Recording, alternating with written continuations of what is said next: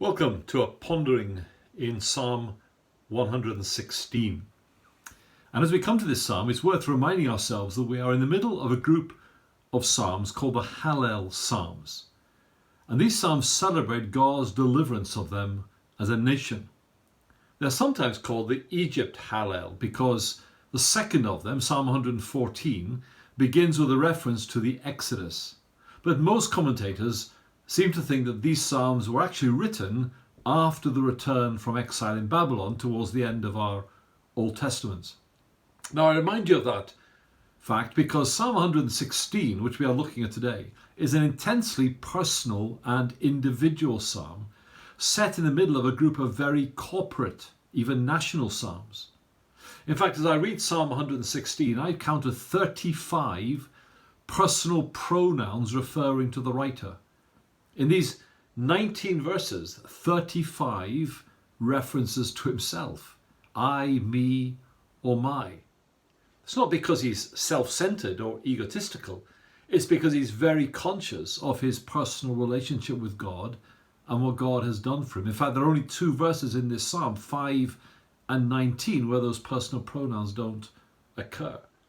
So the story of national deliverance and celebration is also one of individual salvation. And whether the two are directly connected, or whether in some sense one is a picture of the other, isn't particularly important.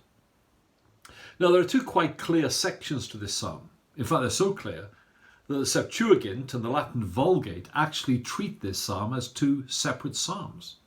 So you have, in the opinion of most commentators, 1 to 9, although I prefer 1 to 11, which speak about God and what God has done. And then verses 10 to 19, or preferably 12 to 19, refer to what the psalmist resolves to do in response to what God has done for him. Now, having said all that, there's quite a lot of overlap. And there are several references to what God has done in the second section of the psalm. So I'm going to work through the psalm showing the flow of the theme rather than relying on over neat divisions. First, we have the psalmist's predicament. It's clear right from the start that the psalmist's heart is overflowing with love and praise to God because of some great act of rescue or deliverance that God has worked. As you look at verses like 3 and 6 and 8 and 10, you sense that whoever he was, he had been in a very dark place, probably seriously ill and even close to death itself. But the very vagueness of that situation helps us identify with similar times in our own lives when we too feel completely helpless and in grave danger. Then we hear the psalmist's prayer. As you would in such a place, look at verse 4, he called on the name of the Lord, praying for deliverance. In verse 1, he said he pleaded for mercy. Notice too, in verse 10, a verse that, by the way, causes commentators quite a deal of debate about what it really is saying. His cry is a cry of faith. As he acknowledges the severity of his affliction, he expresses his simple faith. I believed. And then in response to the psalmist's prayer, he records his preservation.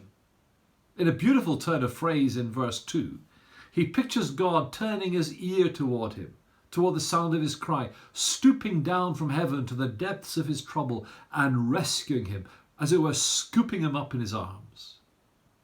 By the way, as we're thinking about the psalmist's preservation, just notice how he describes his preserver in verses 5 to 7. He is gracious, righteous, merciful.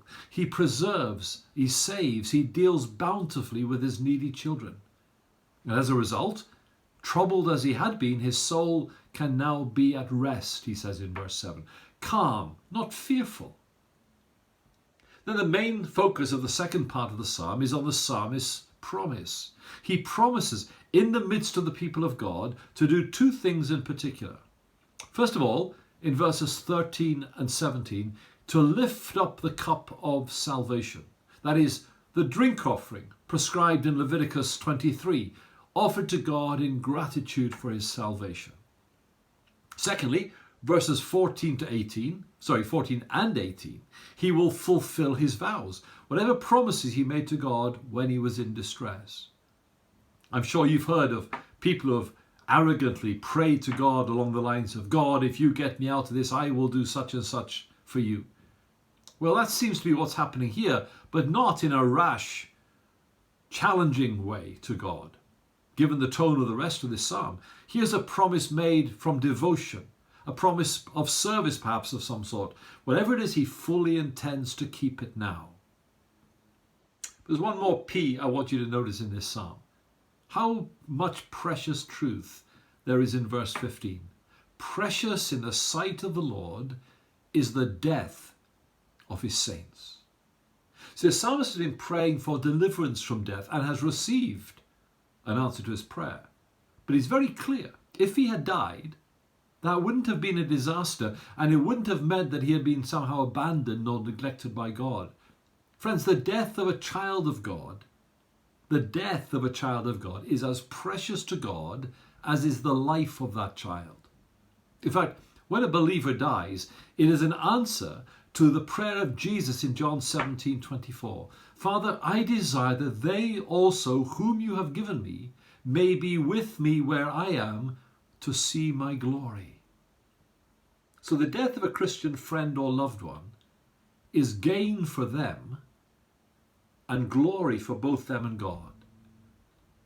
Christian friend, your life is precious to God, every minute, every aspect of it. But so is your death, the very minute, the very manner of it.